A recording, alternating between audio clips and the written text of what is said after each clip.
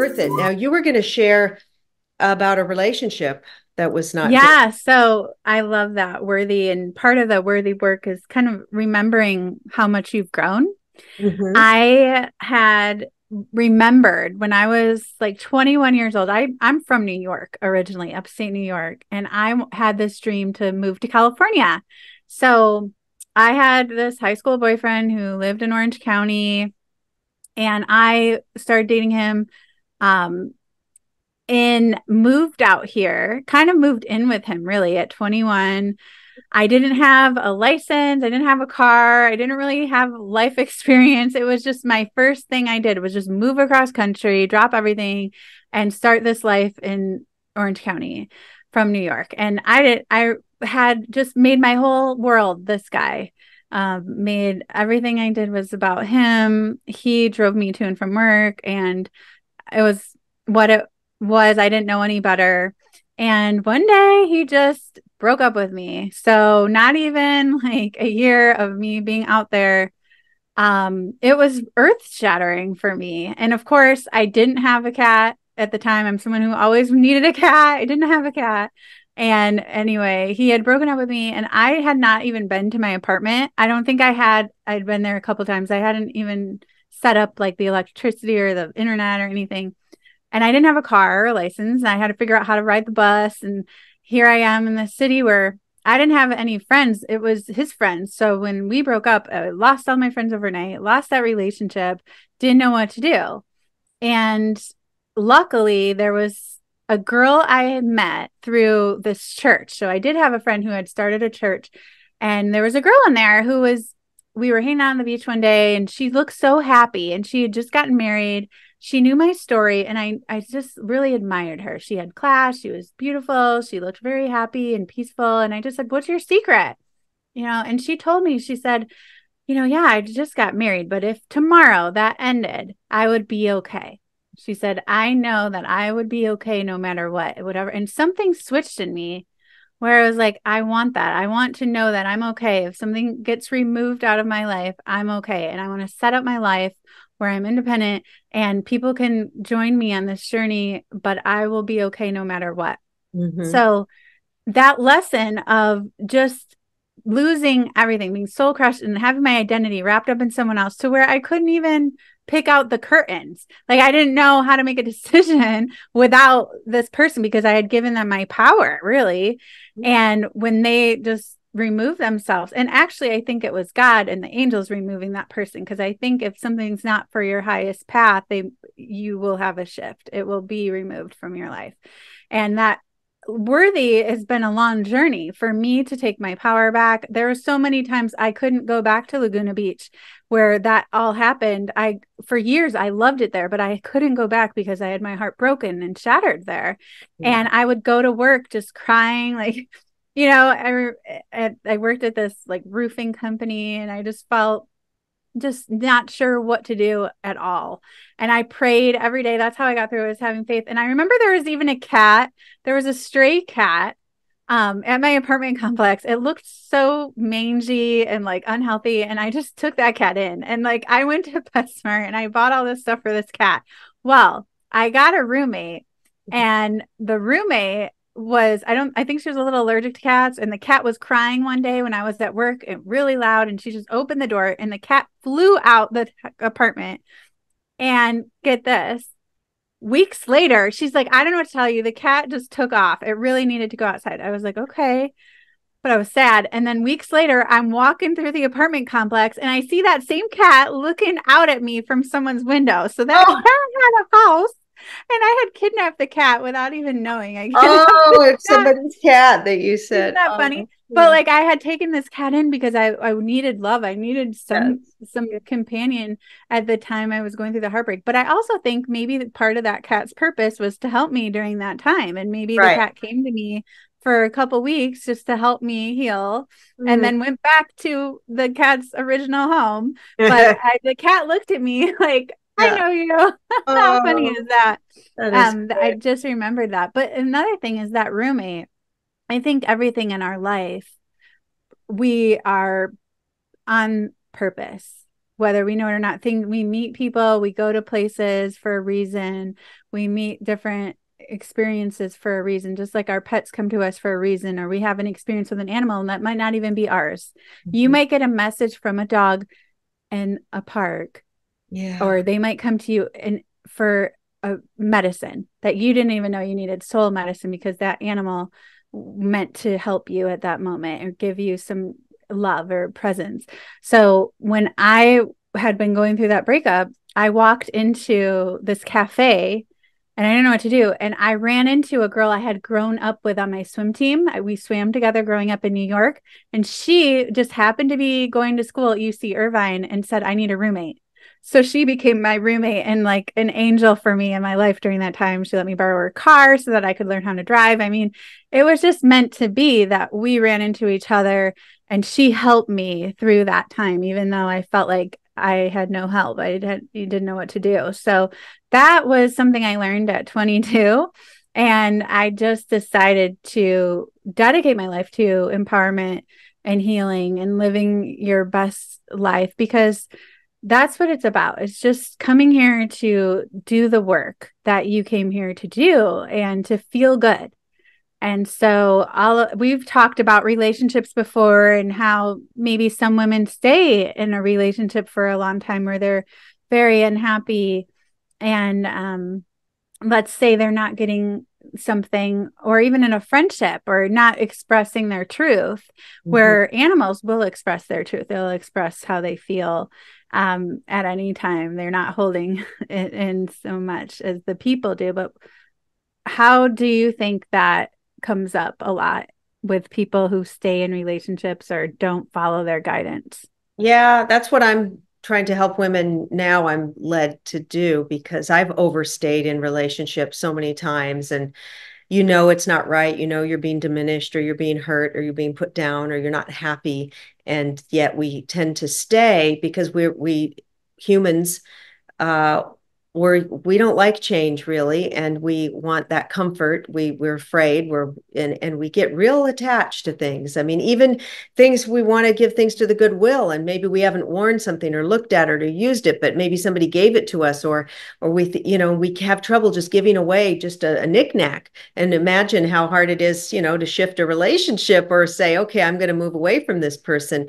And there could be a variety of reasons. There could be women who are, maybe they have uh, financial issues, or they may be ill, or they may have children, or they may feel too old, or their self-esteem is low. So many reasons why people overstay in relationships. Also, women who always have to be in a relationship. I know somebody now I've been talking to who, she cannot be alone 1 minute. She has to have a man in her life. And it's been that way since she was a teenager, and she's now in her 60s. And she just can't. She can't do it. So she's always got one overlapping, or she'll stay. She can't. And so it's because she's getting all of her validation. And she's always talking about how, oh, I have all these men, all this attention. I walk down the street and I get this attention. Even the homeless men give me attention. But that's her needing validation from outside herself to say, hey, look, that this means I'm wanted, I'm good. But we got to know the worthy work is, we are worthy as we are. We are worthy of respect. We are worthy of joy, of peace. And peace is priceless. That's my mantra. Peace is priceless, because if we're in chaotic relationships constantly where we have to complain or cry, or this woman also, she's been having seizures. She has some health problems. So women will develop a myriad of health issues, depression, if we do this. So the worthy work that Kate and I do, we have a coaching program around it. It is really, it's raise your self-worth to, or Yeah, to say, raise your net worth. raise your net worth, which is also correlating. But I think when you and I both went through this, we realized there was so much more that we got out of it Mhm. than just the financial. It was these nuggets of self-worth that we got, uh, that was even maybe relationship wise, or it correlated in so many areas. And so this is the work that I'm just calling women to step up to do is love yourself as much as you love your your Oh, cat, your I love I mean, that. don't we? We just love them so much. We would do Yeah. anything for them. I mean, I literally just spent $7,000 on Macy's Hmm. eye Hmm. surgery and her surgery, Hmm. and I would spend everything. I would, if I had got Yeah. kicked out of somewhere, I'd go live in a truck with her. I would, I would not. I would whatever it takes. And are you doing whatever it takes for your well-being, for your peace, for your all of your worth? And so that's what we've got to come to.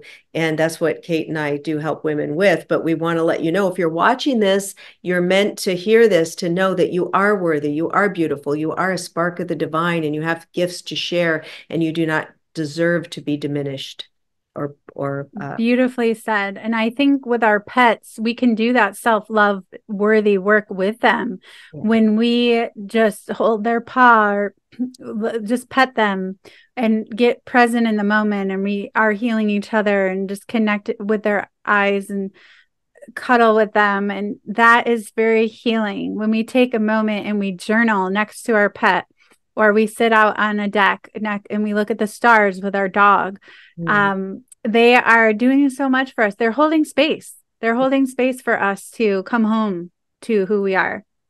Oh, I And love it. Yes. yep, living our best selves. What does worthy look like to you? I mean, it might be, let's say, for the people watching, little changes that you can make for having a morning and evening routine for self connection. I just using a pretty, smelling salt scrub in the shower.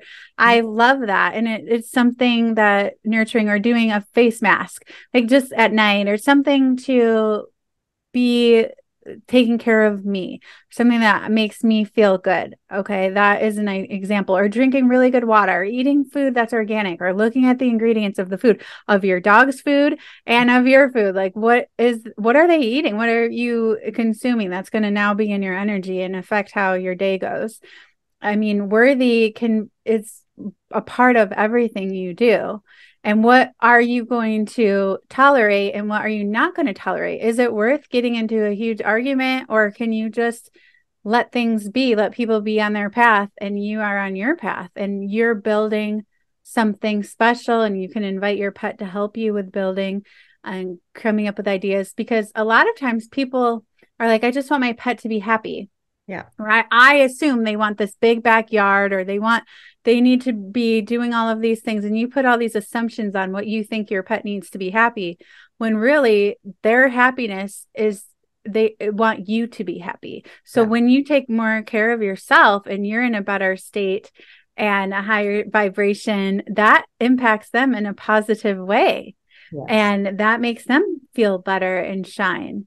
I just worked with this couple, and they had a dog, and the dog was about to be put down. Like, this dog was not doing well, and something told them to book with me. They get an appointment in with me, and this dog did not want to die. And that didn't really happen. I mean, usually they're excited to cross the rainbow bridge. If it's their time, they'll tell me.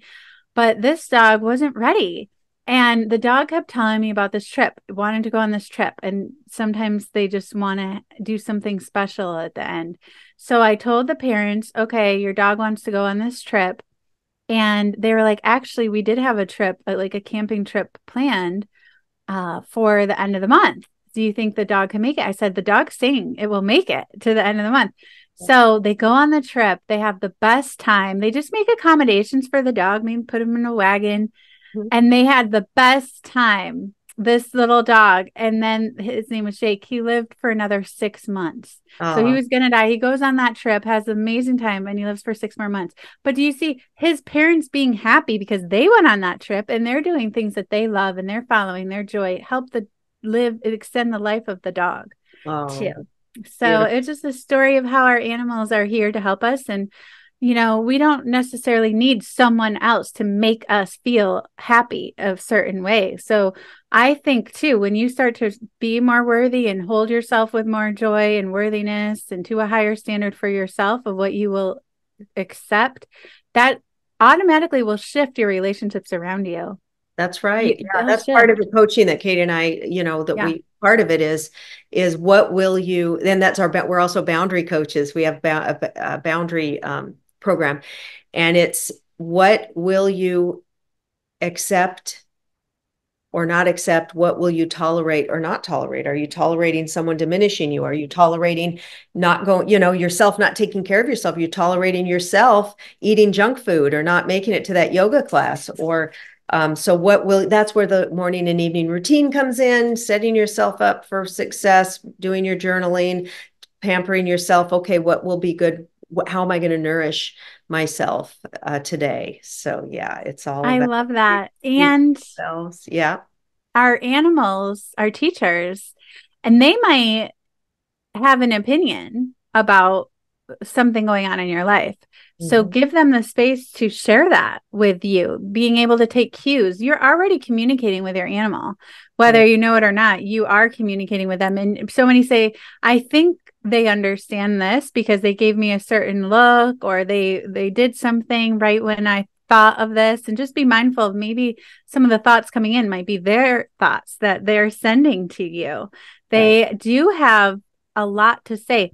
And sometimes the way they do work with you may be different than how they work with someone else in the home. So that's why I say if there's more than one person in the home, their relationship with someone else can be totally different than what it is with you. I actually worked with a couple recently, and one of the people in the couple in this relationship was hesitant to connect with the dog because she thought it was the other person's dog. Mm-hmm. She's like, well, that's her dog. That's her service dog that she loves so much. I will help feed it, but I don't really connect with this dog because I know it's hers. And the dog was telling me, no, I love them both equally. There is not and or, it's both and. Mm-hmm. Okay. So like we learn that in our coaching too. You can have it all really. Right. And Yeah. um so she needed to hear that this dog loves you just as much and wants to build something special and unique with you, and don't think it's the other person's dog and you're just putting up a wall where the dog wants to be invited in and be loving on you just as much. So that was a really special message because we are taught in our coaching about the zero sum game. Mm-hmm. Like if I have something, someone else goes without, or if other people have it, I go without. And that's not true. And we live in this abundant universe. The animals know, they're aware that we can tap into our abundance. Why would we be so tied up with the past when we can create this amazing vision for our future? And the animals can help us do that. And when they cross over to the other side, they can still help us in Yeah. just different ways. Do I love you it. love Yeah. that? Yeah. Yeah. Yeah. Kate, that is brilliant. And so thanks for stopping by. If you want to work with Kate, get an animal reading or energy healing, or she's got a lot of stuff on her website. The link to her website is below in the show notes. Thanks, everyone. Sending everybody much love. Bye.